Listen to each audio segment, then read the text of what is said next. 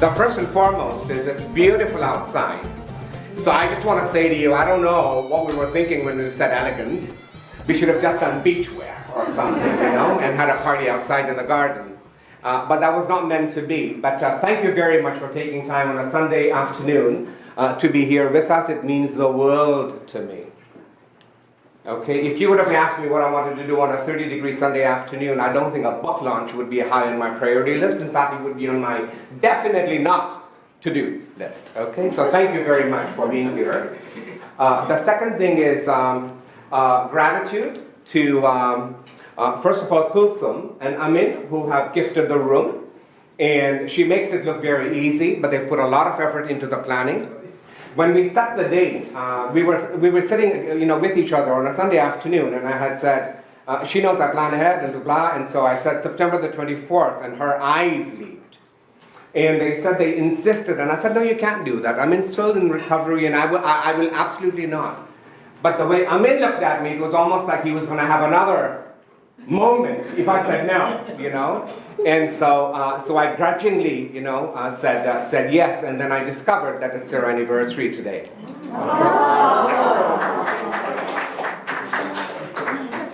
So many things come together with this 46 years. Amin was born in 46, their telephone number ends in 46, and there are 46 years of their, a fantastic marriage. Yeah, where the hell is he? Oh, yes, and also thanks to my sister-in-law Yasmin, who's also put an amazing amount of work into the planning. Thanks to Gulnar and the three lovely women and her husband for your hospitality today. And Jamil, thank you very, very much. We're sorry not to see Farzana here with you, but we're very, very, thankful that you're able to be with us today. So let me tell you about my journey. 4 years ago, I left Procter & Gamble. And quite honestly, I said at the time, this is going to be my biggest transformation journey I'll ever do in my life.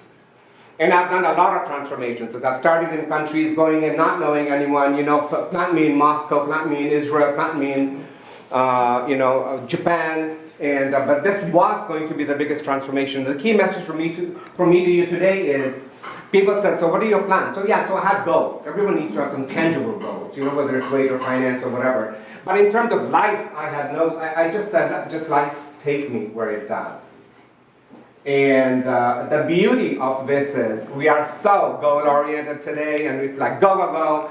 But sometimes when you just let the universe guide you in a way that you don't know where it's taking you, magical things happen. I would never have predicted we'd be talking about a book today. Okay? The family. So very important to me. First of all, many of you may know this, but my dad was born in a place called Nagarpur. Zamil and I actually visited in 1991. And to think that this young man, 13 years of age, he was the second in line. So they would keep the oldest son at home. And they said, you son, you go ahead and find better pastures, right? So I have often wondered what his journey was like when he said goodbye at the tender age of 13. How must have he felt going on would it have been a bus or a horse car? How did he get to Bombay to board the ship? What kind of a ship was it? Where did he sleep? When he landed in Africa, what must he be thinking? Because he was with nobody, he was alone. And the journey followed, and on my mom's side, her father was born in a place called Rawal, just outside of Jamnagar. And mom actually never got back to her hometown, her ancestry. She never did. And so we went to visit, and we met our family members. But all of that to say that this was less than 80 years ago or 100 years ago. And in a generation, they were able to transform so much because of their investment in our education and in the building of the economy, in the infrastructure. Dad was the first person in Kigoma to start a girls' school. And their contributions have been so immense. And then they went on in life to become both philanthropists and great business people. So dad had his business. You know, rumor has it that my grandfather had cotton, and then so he has sugar and salt. So you know, our family is lucky with white things. And but regardless, you know, he prospered, and they became philanthropists. You know. And mom, because we don't talk about mothers very often, right? So dad was the president, owner, CEO, everything of the office. But then he's got accountants, he's got this, that, the other. But mom single-handedly raised 9 children. Okay, so she's a CEO of the house, a COO of the house, a CFO of the house. I mean, how did she manage it all? This just baffles my mind. And so the book is a tribute to my parents. So they married in 1936 when mom was 16 and dad was 21. Today the average age in the US is 31 and 29, men and women, okay? But can you imagine, at the age of 16, at the age of 17, I mean, this girl did not know how to date and go out and have a party. She just boom, boom, boom, boom, boom, 9 times, you know? and then all of that, and still running a, you know, like a household. And we would have visitors almost every second night, like in the hundreds. My brother Din was born after a party. She said, Din, wait a few minutes, you know? And then pop, he came out, you know? It's sort of like, you know, things just work like that, right? So then, in 1937, my oldest sister was born. And both mom, dad, and my sister Nurubai are with us today in spirit, okay? And my morning's thoughts have been a lot with Nurubai today. Because as I imagine her, she was so incredibly, incredibly beautiful.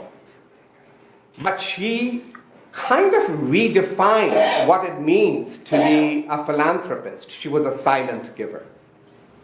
So you find out about what she did in her life after she passed away. You know, she was a woman of such grace, such elegance, such beauty. If she were here today, I can imagine her with a sari, okay? And so, you know, our thoughts and prayers are with all 3 of them today. Then, of course, came Zarina. So I can't see her because Amal, oh, she's... And so Zarina was both dad and mom's, we like to think favorite, though we all think we're fairly treated and everything, but there's always kind of a, you know, she could do no wrong.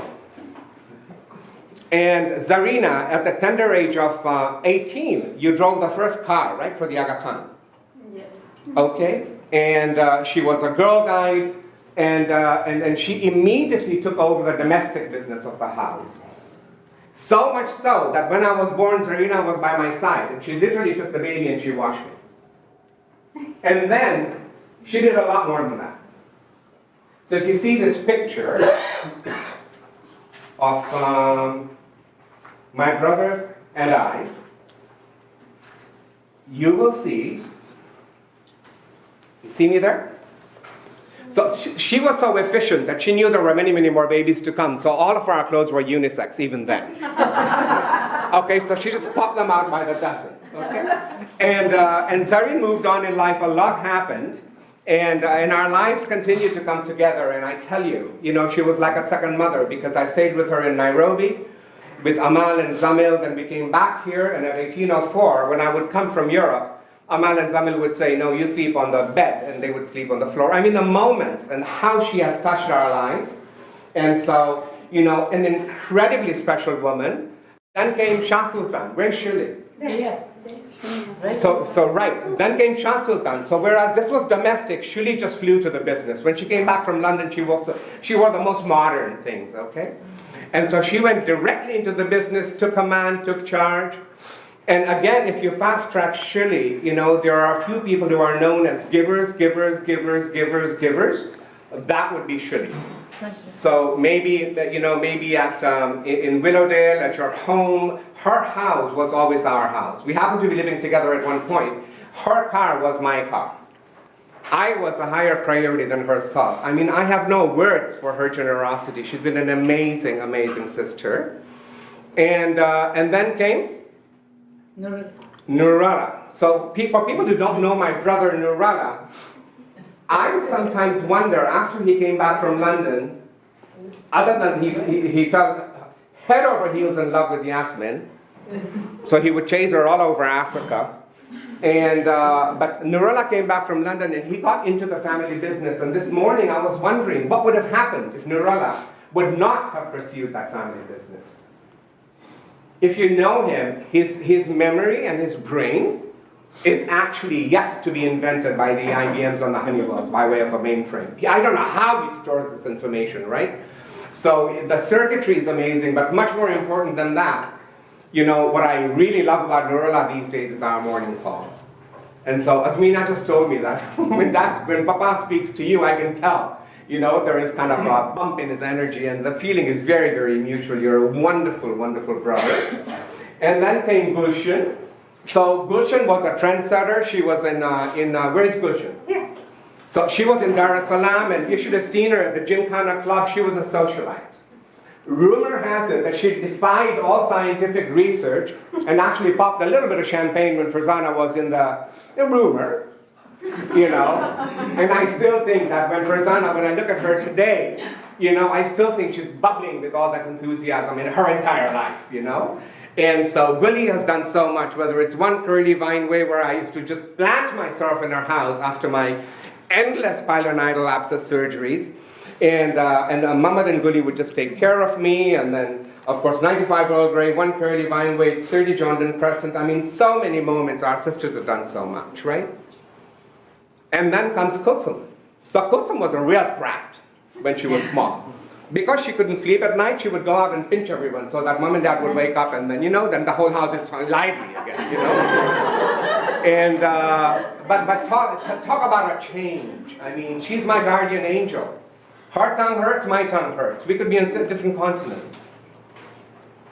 You know, our connection is so tight sometimes, like we don't need to say words, it's just there. She takes care of me. She's like my guardian angel, a very, very special woman in my life. And through her, I've inherited a beautiful brother as well. Okay? Amen.